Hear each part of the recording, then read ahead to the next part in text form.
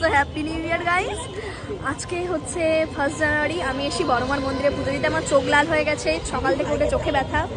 বেশিক্ষণ না, খুব বেশি হলে আমি 4 ঘন্টা, হ্যাঁ খুব কম, আমি খুব 4 ঘন্টা ধরে দাঁড়িয়ে আছি। এবার মোটামুটি 12-14 ঘন্টা হলে আমি বড়মার কাছে পৌঁছে যেতে পারবো, আশা করা যায়।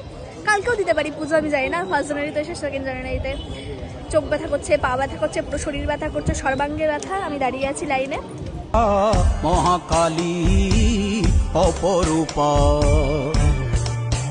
তোর প্রলয়ঙ্করী রূপে কেঁপে ওঠে শত্রুর তরবারি। জয় জয় মা, হৃদয়ের ভাষা পায় প্রাণ, সে যে মা